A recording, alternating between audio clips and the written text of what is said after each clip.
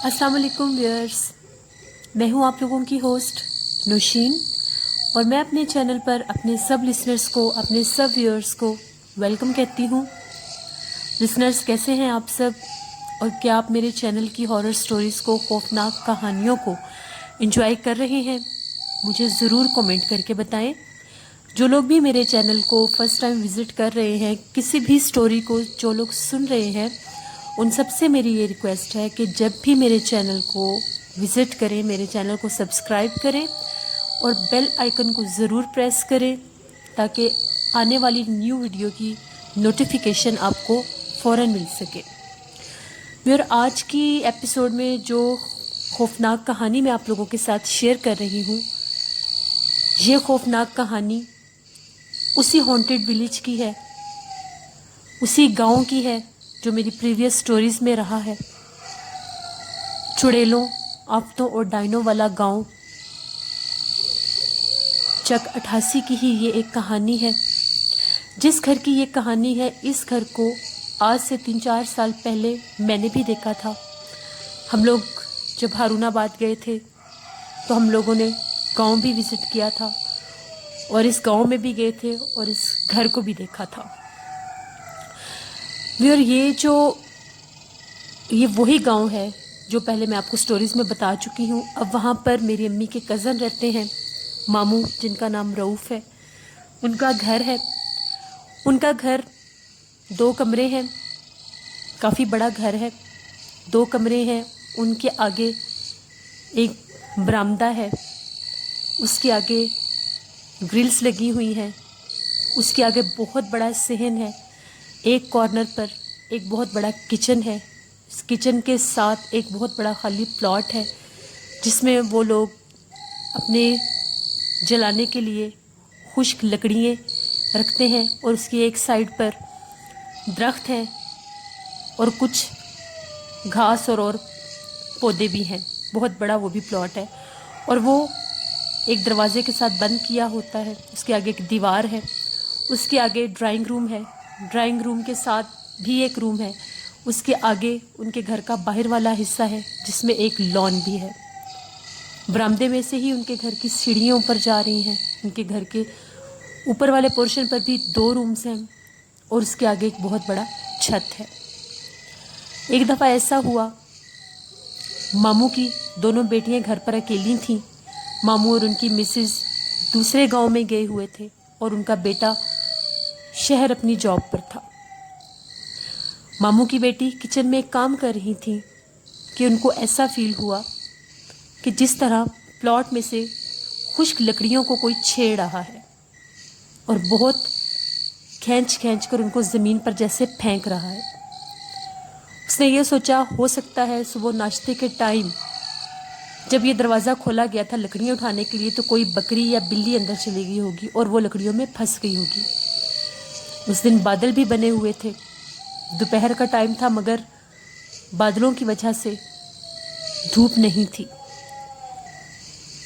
वो जैसे ही किचन से उठी, उसने कहा, मैं जाकर देखती हूँ, अगर कोई चीज़ है तो मैं इसको यहाँ से बाहर निकाल देती हूँ। वो उस प्लॉट की तरफ बढ़ी, दरवाज़ा खोला। उस प्लॉट में अंदर जब जाते थे 2 स्टेप उतर कर फिर आगे वो प्लॉट का हिस्सा था। जैसे ही वो नीचे उतरी, दरवाज़ा खोला, अंदर गई, वो क्या देखती है, जो लकड़ियाँ तरतीब के साथ जोड़ी हुई थी वो नीचे गिरी पड़ी हैं। अभी वो उनको देख ही रही थी तो दरख्तों की तरफ उसका ध्यान गया तो उसने क्या देखा, ज़मीन के ऊपर एक काली स्याह औरत, काले स्याह कपड़ों में, बहुत खौफनाक शक्ल वाली, अपना जिस्म घसीट के दरख्तों की तरफ बढ़ रही है। जैसे ही उसकी नज़र पड़ी, उस औरत ने पलटकर उसकी तरफ देखा और तेज़ी से अपना जिस्म घसीटती हुई, रेंगती हुई उन दरख्तों में चली गई। मामू की बेटी जो थी वो चीखें मारती हुई बाहर भागी और अपनी दूसरी बहन को बताया कि मैंने बहुत ही खौफनाक चीज़ वहाँ प्लॉट में देखी है। जो अपना जिस्म घसीट रही थी वो बहुत खौफनाक और काले रंग की थी। पता नहीं वो क्या चीज़ थी, मुझे बहुत डर लग रहा है। उसकी बहन ने कहा, हम दोनों घर में अकेली हैं, चलो हम नेबर्स में चलते हैं। वो जैसे ही अपने हमसायों में आई, उन्होंने जाकर वहाँ जो आंटी थी उनको बताया ان آنٹی نے کہا میں تم لوگوں کے ساتھ چلتی ہوں، ہو سکتا ہے تم لوگوں کو کوئی وہم ہوا ہو۔ جب وہ آنٹی ان کے ساتھ آئیں، ہمت کر کے وہ تینوں آگے گئیں تو وہاں پر کوئی چیز نہیں تھی، لیکن درخت کی ٹہنیاں ٹوٹی ہوئی تھیں، لکڑیاں بکھری ہوئی تھیں، اور جو پودے اور گھاس زمین پر تھی وہ اس طرح سے خراب ہوئی تھی کہ جیسے ان کے اوپر بہت بھاری چیز کسی نے گھسیٹی ہے۔ اس نے بتایا آپ دیکھ لیں، یہاں پر میں نے اس چیز کو دیکھا ہے۔ وہ لوگ ڈر گئیں، وہاں سے باہر نکلیں، اس دروازے کو انہوں نے بند کر دیا اور ماموں کے واپس آنے کا انتظار کرنے لگی۔ مغرب سے تھوڑی دیر پہلے ماموں اور ان کی مسز واپس آئیں تو ان کی بیٹی نے ساری بات اپنے پیرنٹس کو بتائی۔ انہوں نے کچھ یقین کیا اور کچھ یہ کہا کہ ہو سکتا ہے وہم ہو، لیکن کہیں نہ کہیں آئیڈیا تو ان کو تھا کہ یہ پورا گاؤں ہی ہانٹڈ ہے، چاہے وقت بدل گئے لیکن وہ چیزیں آج بھی وہاں پر اپنا بسیرا رکھتی ہیں۔ اگلے دن ماموں نے خود جا کر اس پلاٹ میں دیکھا، اسی طرح سے لکڑیاں بکھری پڑی تھیں، درخت کی ٹہنیاں، موٹی ٹہنیاں ٹوٹی ہوئی تھیں، اور گھاس اور وہ پودے سارے خراب ہوئے ہوئے تھے۔ اس رات جب وہ لوگ سوئے برآمدے میں تو ان کو لکڑیوں کے دوبارہ چھیڑ چھاڑ کی آوازیں آئیں، درختوں کی آوازیں آئیں۔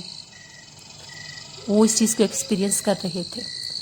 2-3 دن ماموں اس پلاٹ میں جا کر چیک کرتے رہے، وہاں پر کچھ دیر چیئر بچھا کر بیٹھتے بھی رہے کہ اگر کوئی چیز ہو تو مجھے واضح نظر آئے یا مجھے محسوس ہو۔ 4-5 دن گزر گئے اس کام کو۔ ماموں کی جو بیٹی تھی جس کو وہ چیز پہلے نظر آئی تھی، وہ چھت کے اوپر سے دھلے ہوئے کپڑے اتار کر اوپر والے کمرے میں رکھنے کے لیے گئی۔ عصر کا ٹائم تھا۔ اس نے جیسے ہی باہر دیواروں سے کپڑے اتارے اور اوپر کے کمرے میں وہ رکھنے ہی جا رہی تھی، اس نے جیسے ہی دروازہ کھولا، اس نے کیا دیکھا کہ وہاں پر ایک پرانی چارپائی ٹوٹی ہوئی پڑی تھی، اس کے اندر وہی خوفناک عورت بیٹھی ہوئی ہے۔ اس نے سارے کپڑے وہیں پر پھینکے اور وہ نیچے بھاگتی بھاگتی آئی اور بہت زیادہ چیخنے لگ گئی۔ اس کی چیخیں سن کے ماموں اور ممانی آ گئے۔ انہوں نے پوچھا کیا ہوا ہے تو اس نے بتایا کہ آج میں نے وہ عورت اوپر ٹوٹی چارپائی کے اندر بیٹھی دیکھی ہے، میرا یقین کریں اور آ کر اوپر دیکھیں۔ جب ان لوگوں نے اوپر جا کر دیکھا وہاں پر کوئی چیز نہیں تھی، مگر ان کی بیٹی کو بہت سخت بخار ہو گیا۔ وہیں گاؤں کے ایک عامل کو بلایا گیا، وہ آئے، انہوں نے پہلے اوپر والے روم کا وزٹ کیا، پھر پورے گھر کا وزٹ کیا، پھر اس پلاٹ کا وزٹ کیا، اور انہوں نے کہا کہ یہ جھوٹ نہیں بول رہی، واقعہ ہی یہاں پر بہت خوفناک جنات کا بسیرا ہے، وہ بہت خوفناک چیز ہے، وہ عورت ہے اور وہ بہت سخت تکلیف دے گی آپ لوگوں کو۔